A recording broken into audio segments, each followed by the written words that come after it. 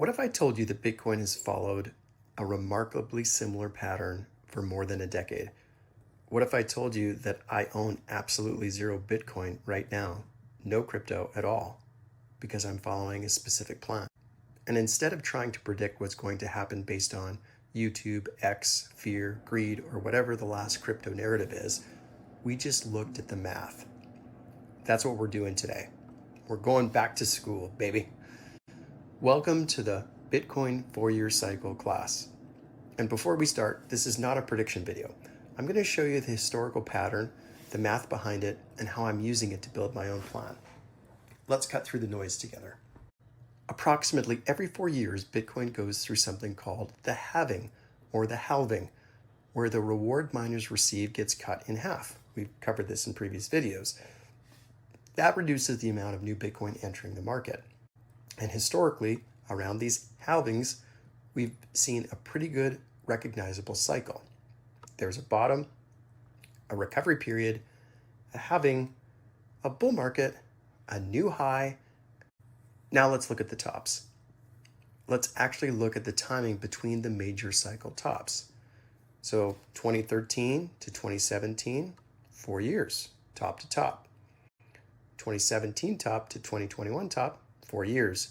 And 2021 to 2025, you guessed it, 4 years. And then in the latest cycle, Bitcoin reached approximately $126,000 US on October 6th, 2025. Once again, roughly 4 years. Does that guarantee the pattern continues? No. But so far, it has. So instead of trying to predict Bitcoin's exact price, I started looking at something else. Time. After the 2017 cycle top, Bitcoin reached its major bear market bottom roughly 1 year later. After the 2021 top, it happened roughly 1 year later again. So, if October 6th, 2025 was our latest top, approximately 1 year later takes us to fall or October 2026. When I worked through the historical timing, the date I ended up circling was, and you can write this down if you want, October 18th, 2026. Is Bitcoin going to bottom on exactly October 18th? I have no idea. It's not an exact prediction. It's a target window based on the historical math. And for me, that just creates a plan. So, what about right now? This is where things get interesting. I'm recording this in late August 2026. Bitcoin got down to around $57,000 on July 1st. Then it started running. By August 21st, earlier this week, Bitcoin had reached a local high of around 79,000. That's almost a 40% move in about 7 weeks. And guess what? Now we're hearing the bottom is in. The bear market is over. You missed your chance. And you know what? Maybe they're right. Maybe 57,000 was the bottom of this cycle.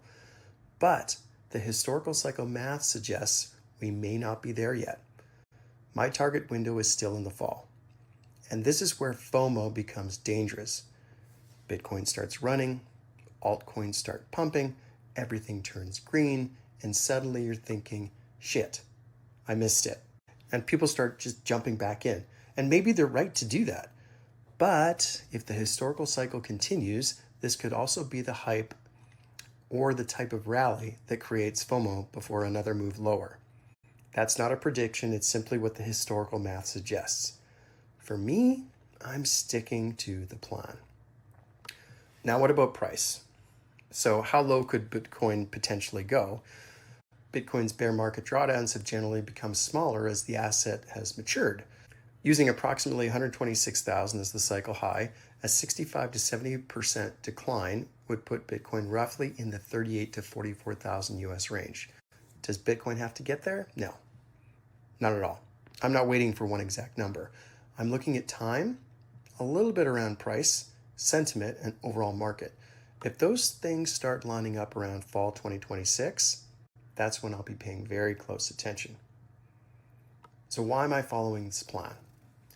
During the last bull market, everywhere you looked, especially at the end, like about a year ago, everyone was saying this time is different. ETFs, institutions, companies buying Bitcoin, governments getting involved, Donald Trump getting elected, people saying the 4-year cycle was dead.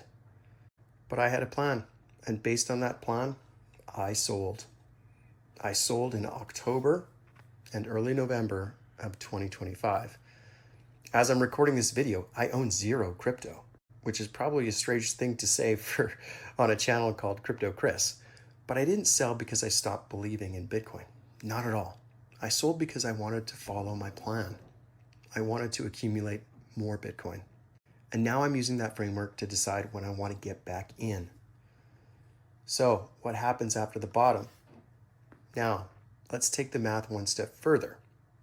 And let's even put this out to the next cycle. Let's just try it. When I looked at the previous cycles, the average time from the major bear market bottom to the next cycle top came out to approximately 1,060 days, bottom to top.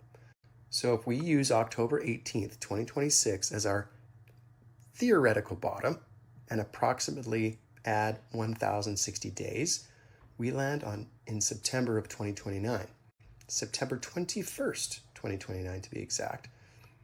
Now, is that going to be the exact top? Probably not, but that's where the historical math takes us.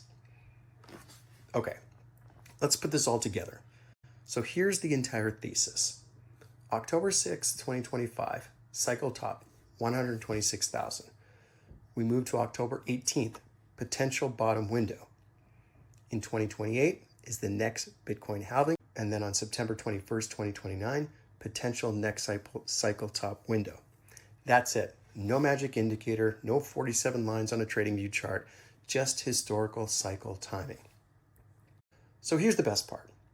Look at the date in this video, the date it was posted. We're doing this before we know the answer. Maybe July 1st was the bottom. Maybe the market rolls over and October ends up being close. Maybe the 4-year cycle completely breaks. We're going to find out. And eventually, we'll find out about September 2029 too. So be careful. Do your own research. Do what makes sense for you. I'm going to follow my plan. And one day we'll come back to this video and see how the math did. Until then, keep cutting through the noise. I'm Crypto Chris. I'll see you in the next one.